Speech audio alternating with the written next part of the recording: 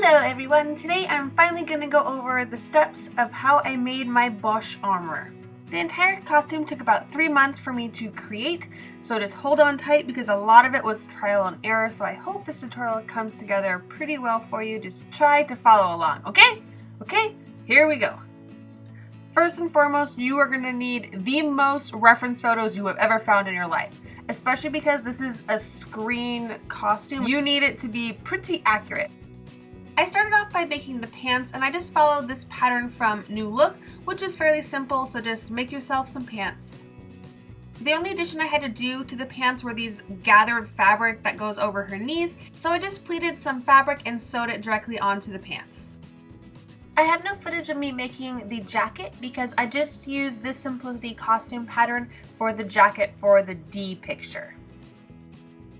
Now onto the shirt. This was a little more difficult because the shirt is very leathery looking material, so I decided to do it in 2 parts. For the sleeves, which you actually see, I got a very faux leather looking material, just pinned it to my arm since it wasn't stretchy, made sure I was able to move, cut it, and sewed it. Besides that portion of the shirt on your arms, you're really not seeing much else. So just for comfortability, I used this brown spandex material. I'm cutting a turtleneck pattern, so I just cut out the sleeves, the front and the back, and the neck for it. Now make sure the bottom leathery portion of your sleeve matches up to the stretchy top part, and sew your shirt together.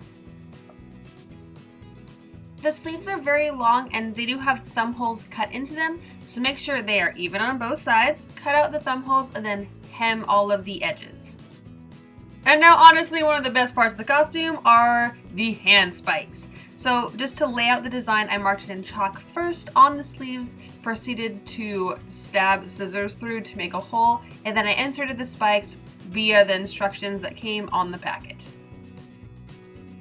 And now for the girth belt, which is that wide brown belt worn underneath the other belts.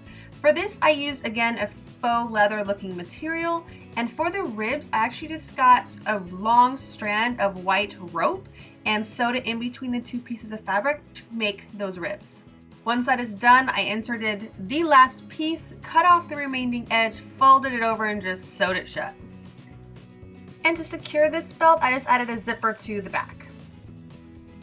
The boot covers are fairly simple. They're seriously just who am I kidding? They are rectangles of fabric just cut out and sewn together. From looking at photos, the boot covers look poofy, so I'm adding a layer of batting to the front side of the boot cover. And then on the opposite side, I actually sewed interfacing to it so that it would hold its strength and it wouldn't fall over and limp when I was walking. So I sewed batting to the front and then interfacing stiffener to the back, and then sewed the front and the back pieces together. Now the boot covers have a lot of top stitching detail on them, so pretty much there are just top stitching seams running down the front of the boot covers. I did them an inch apart, and then every other seam is actually double stitched. There's also this weird little belt piece that goes over the front of the boot cover, which I also lined with stiffener and batting just to give it that raised appearance. Did lots of top stitching on it, and then just added it onto the boot cover. And finally, to fasten them, I just added Velcro to the opening back seam. And always whenever you make a piece, try it on, make sure it fits, make sure it looks right, make sure it feels right, and just make sure you look good. Lastly, for that decorative clasp that goes on the edge of the boot cover, first I just carved it out in foam and covered it in Worbla and added little details in Worbla to get the correct shape and details on the device. Now on to the bandolier. That's that belt with the shoulder strap that goes over. So for this, I just bought a really large parachute buckle and then this polyester webbing, and I'm just measuring them out of my waist with the other belt on so I know it's actually going to fit when I put everything on. Just go ahead and measure and cut it down to size. Measure for the part that goes around your shoulder as well, and then I just sewed it all together. The bandolier also has these box components all over it, which I just made completely out of foam. And I mainly used beads to make those little knobs and decals on the rectangular objects. I also used Worbla to make the cylindrical pieces that go in between them, as well as on this side of the bandolier. For the bullets that are on the bandolier, I actually just cut up pencils and spray painted them silver. I use more of the webbing to kind of make the places where the bullets go, and for the other objects, I don't know what they are, they look weird, they're just these little rectangle things, whatever those things are. After I was done painting them, I pretty much just super glued them to the belt. For the cape, I just got this really thick linen material in the right color, and I'm pretty much going to cut a really big semicircle out of it. So I started with a straight line that is going to go from my shoulder to my hip on the bandolier, and then down from that line, I think I measured around 30 inches, I think, for my cape, and just all straight down from that line to get that curved, flowy effect. Make sure you do a test fit of your cape, make sure it's the right length and it actually flows really nicely before you go ahead and hem the whole thing.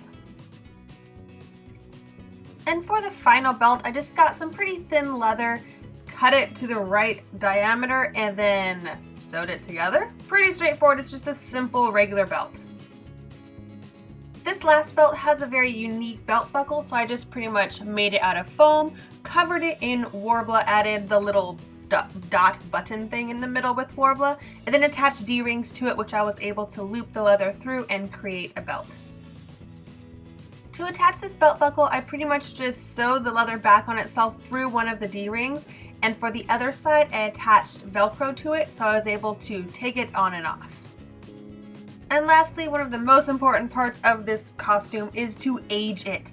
Now make sure you reference your reference photos very, very well to try and get the aging in the same places. So for this, I used a lot of shoe polish. It's honestly one of my favorite things to do. To get a darker color, I actually use a shoe polish like a crayon and mark with it right on the fabric. Other than that, I do use an old sock and rub the shoe polish all over the fabric to give it a more light and faded effect. I also use paint and Sharpies to go over and age, not only on warble pieces, but on fabric as well. I also use methods such as tea dyeing and coffee staining to get it to be aged. I usually do that for larger pieces of fabric, but then I go over everything with shoe polish again to make it dirty in the correct spots. So here is the completed Boushh costume. So if you just finished watching the costume tutorial and you want to figure out how I made the shoulder armor and the helmet, please click over here. I'm going to put a link over here on how I made the two armor items. Overall, it took me about 3 months to complete from the purchasing of the fabric to finishing up the armor and aging the fabric. Lastly, the only thing that I did not make for this costume are the gloves. I bought them on eBay. I just searched leather gloves and I found one that looked right. And if you don't follow my Instagram, then you would not know the secret. But whenever I do gloves and I'm wearing them with a cosplay, and we all have iPhones and Androids and all those touchscreens, I cut holes in the fingers so I can use my phone. So that's pretty much the entirety of this costume. I noticed that this tunic was rather light compared to all the other parts of my costume, so I'm probably going to age it with coffee or with tea, but make this coat a little bit darker of a shade. So a few last building notes. For the bandolier, the torso section does clip on and off with this clip around my body. And then the shoulder strap, as we can see right here, it has a buttonhole on it. Is my camera tilted far enough down? Can you see it? And there is a button right here that I secure it with. So, hiya! I can do this myself. Take that, cosplay. And then through WonderCon, I found out that this slid off my shoulder all the time. So I just added a little strip of Velcro right there to keep it on my body. So yes, I have worn this to 2 conventions, both WonderCon 2015 and the Star Wars Celebration in Anaheim. And overall, I feel like it's held up pretty well. It's not as uncomfortable as I expected it to be. I can actually move like pretty well. I can't lift my hands super high with this and this under the belt and stuff, but for most part, I have a free range of movement. It is very hot. Very, very hot. You're in lots of layers and lots of suede and pleather and armor and stuff, so yes, you will be very toasty. And of course, with any cosplay that I do, I will always be continuously improving and working on this costume, but this was pretty darn good. Okay, that about wraps up this costume tutorial. I hope you like it and give this video a big thumbs up. And if you have any comments, concerns, or questions, please feel free to ask them in the comments below or go ahead and message me directly. As always, I hope you enjoyed this video and got to spend a little time with me as we're costuming. So, I will see you next Wednesday. Bye! can we just recognize for just one moment that I got this on by myself? Which, that is a feat of cosplay, okay? Represent! Bah! Gonna punch you!